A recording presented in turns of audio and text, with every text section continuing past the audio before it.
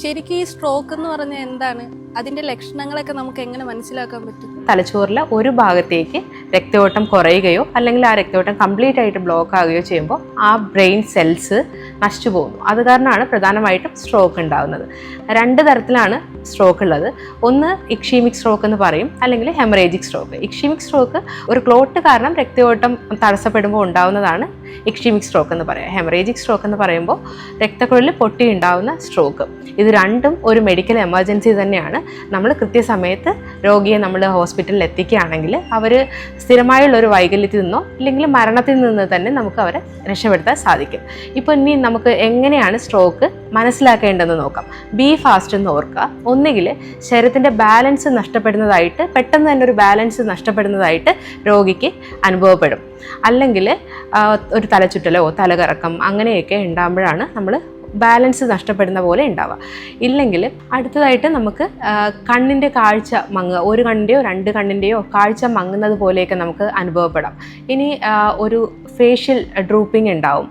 ഒരു സൈഡിൽ, ഫേസിൻ്റെ ഒരു സൈഡിൽ ഒരു ഡ്രൂപ്പിംഗ് പോലെ, അല്ലെങ്കിൽ ചലിക്കാൻ കഴിയാതെ, ഫേസ് അനക്കാൻ, ഒരു സൈഡ് അനക്കാൻ കഴിയാതെ വരിക, അതൊക്കെ ഉണ്ടാവും. ഇനി അടുത്തത് ഒരു കൈ നമുക്ക് ചലിപ്പിക്കാൻ കഴിയാതെ വരിക, അല്ലെങ്കിൽ ഒരു സൈഡ്, ശരീരത്തിൻ്റെ ഒരു സൈഡിൽ മൂവ്മെൻറ്റ് നഷ്ടപ്പെടുക, വീക്ക്നെസ് അനുഭവപ്പെടുക, ചലനശേഷി നഷ്ടപ്പെടുക. ഇതൊക്കെയാണ് അടുത്തതായിട്ട് നമ്മൾ ശ്രദ്ധിക്കേണ്ട കാര്യങ്ങൾ. അതുപോലെ തന്നെ നമ്മൾ ശ്രദ്ധിക്കേണ്ടതാണ് സ്ലറിങ് ഓഫ് സ്പീച്ച് ഉണ്ടാവും. അവരുടെ സംസാരത്തിൽ നമ്മൾ പെട്ടെന്നൊരു കുഴച്ചിലൊക്കെ അനുഭവപ്പെടാൻ സാധ്യതയുണ്ട്. പിന്നെ ടൈം ഈസ് ബ്രെയിൻ എന്ന് ഓർക്കുക എപ്പോഴും. നമ്മൾ കൃത്യസമയത്ത് പേഷ്യൻറ്റിനെ ഒരു സ്ട്രോക്ക് കെയർ ഫെസിലിറ്റി ഉള്ള ഹോസ്പിറ്റലിൽ തന്നെ കൃത്യസമയത്ത് എത്തിക്കുകയാണെങ്കിൽ നമുക്ക് ഒരു വിൻഡോ പീരീഡ് ഉണ്ട്, 4 hours ഗോൾഡൻ പീരീഡാണ്. ആ സമയത്തിനുള്ളിൽ നമ്മൾ എത്തിക്കുകയാണെങ്കിൽ പേഷ്യൻറ്റിനെ നമുക്ക് കംപ്ലീറ്റ് ആയിട്ടും ചില സമയങ്ങളിൽ റിക്കവറി ഉണ്ടാവാനും സാധ്യതയുണ്ട്. അപ്പോൾ നമ്മൾ താമസിക്കുന്ന ഓരോ മിനിറ്റിലും മില്യൺസ് ഓഫ് ബ്രെയിൻ സെൽസ് നശിക്കുമെന്ന് ഓർക്കുക. അപ്പോൾ സമയം വളരെ വാല്യുബിൾ ആയിട്ട് നമ്മൾ കണക്കാക്കണം ഈ കാര്യത്തിൽ.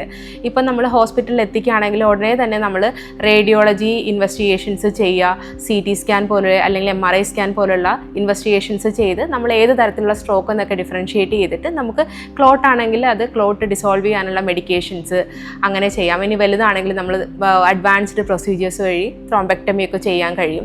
ഇനി അതൊരു ഹെമറേജിക് ബ്ലീഡിങ് കാരണമുള്ള ഒരു സ്ട്രോക്ക് ആണെങ്കിൽ നമുക്ക് തലയുടെ പ്രഷറൊക്കെ കൺട്രോൾ ചെയ്തിട്ട് അങ്ങനെയൊക്കെ നമുക്ക് ചികിത്സിക്കാൻ സാധിക്കും. അപ്പോൾ നമ്മൾ എപ്പോഴും ഇതിനൊരു മെസ്സേജായിട്ട് എടുക്കേണ്ടത് പേഷ്യൻറ്റിനെ കൃത്യസമയത്ത് സിംറ്റംസ് മനസ്സിലാക്കി കൃത്യസമയത്ത് അവർക്ക് മെഡിക്കൽ അറ്റൻഷൻ കൊടുക്കുക, കൃത്യസമയത്ത് ഹോസ്പിറ്റലിൽ എത്തിക്കുക. So stay aware, stay healthy.